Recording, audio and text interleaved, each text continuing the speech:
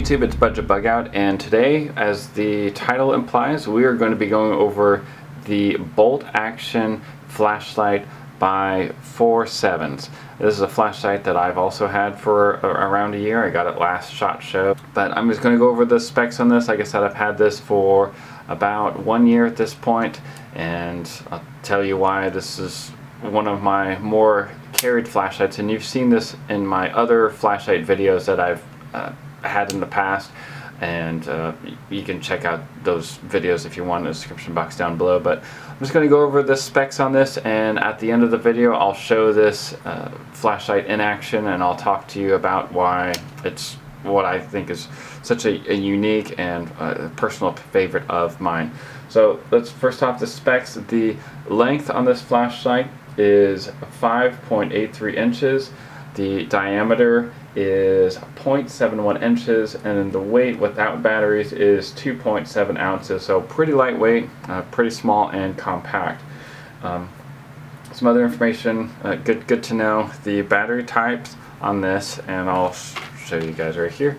It comes with these batteries, but CR2 batteries are the battery types that this uses, which helps it maintain that small form factor and still be able to put out a lot of power, etc.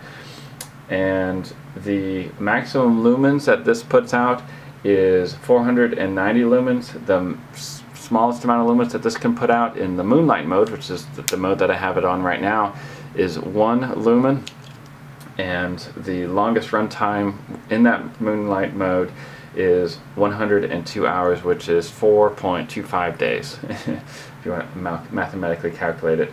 And then on its brightest mode it will last about 1.2 hours. The emitter type, the LED emitter, is CREE XM-L2. So just real quickly, the bolt action is a three-way collaboration between Foursevens, the Tough Writer, as well as Fellholter. You can see his logo. And Fellholter is famous for making that Kickstarter with the pen, that bolt action pen, and that's where this design comes from, more or less. And you can see the namesake of this is it's because of its power switch, or its activating switch, whatever you want to call it, the bolt action thing that turns it on. Yeah, it has lots of different modes. It was on its lowest setting, now it looks like it's on its brightest setting. There are lots of different modes on this, so if that's something that you guys like, this might be a great flashlight for you guys.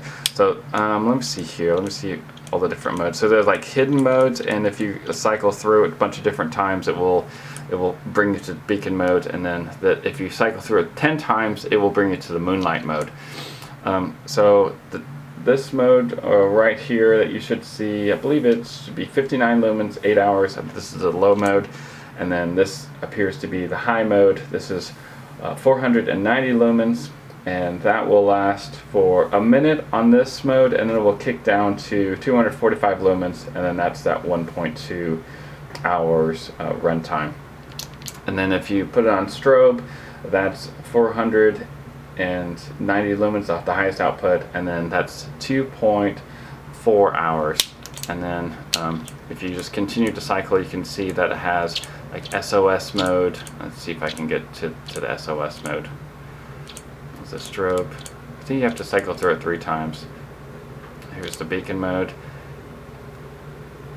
and then here's just cycling through, and then the Moonlight mode. Well, anyways, one of those modes is SOS mode.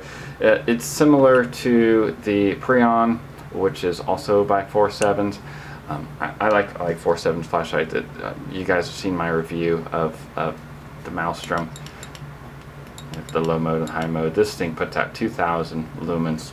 So you're not going to get that from these types of flashlights, of course, but the purpose that these serve is just because it's cool and it's versatile.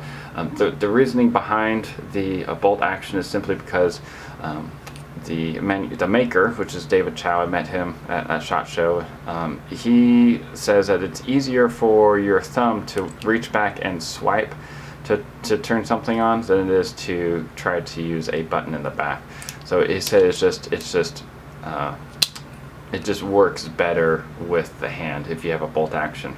Now, a couple things to note, that this is not necessarily, like, it has the IPX, standard. It's resistant to impact, and it has the Type 3 anodized finish, aircraft grade aluminum, all that kind of stuff. But I noticed that there was a question about, is this waterproof? And yes, you can bring it underwater, but he says not to like try to operate it underwater. So basically it's going to be like water resistant to the max, but as far as going scuba diving, I would choose a different flashlight. Another thing to note is that if you don't use Loctite, if you've had this for as long as I have, eventually this can become unscrewed, especially if you use it as often as I did. So the pocket clip, while it's still a great pocket clip, just make sure that you are adjusting and tightening those screws. But yeah, I mean, if you just keep this in your gear bag, or if you just keep this on you, I'll show you kind of the size that this is. Rather than listing the stats, you can actually see that it's about the size of a Sharpie, maybe a little bit bigger. It is smaller than the AA Maglite Mini. Let's see this a little bit better. So it is a small form factor, and like I said, they're coming out with another one that's even smaller. And that's why I carried this as much as I did. Putting this in your pocket, you barely feel that you're carrying something. Compared to, this is the Phoenix UC35, also previously reviewed. You can see how much bigger and how much it's also heavier than this one, which is a couple ounces without the battery. So those are the main features worth mentioning. I guess I could also talk about the way that this is designed. The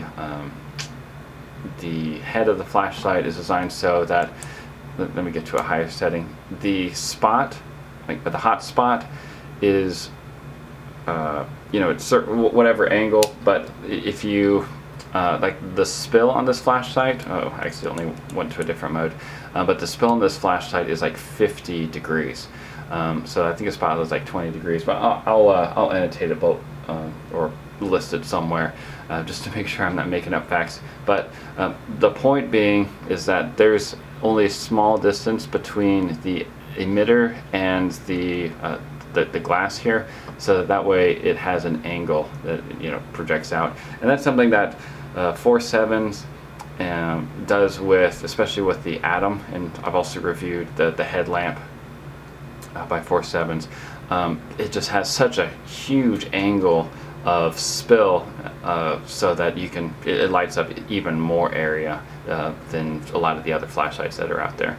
And that's what they pride themselves on. Foursevens is sort of like the Apple of the flashlight world. It's going to be a little pricier, but for what you get, I mean, it's well worth it. And the devil's in the details, and Foursevens cares a lot about details like that. So anyways, guys, let me show you what this looks like in the great outdoors. Hey YouTube, here I am once again back at the place where I test out flashlights. I have the bolt action on its lowest setting. This is, it's called Moonlight setting, I believe, if I remember correctly. So you can't really see very far. You can basically see in front of you, which is kind of what you expect. Even though it's easier to see in person than it is on the viewfinder, it's still pretty accurate about how well this works. I believe this is on the low setting.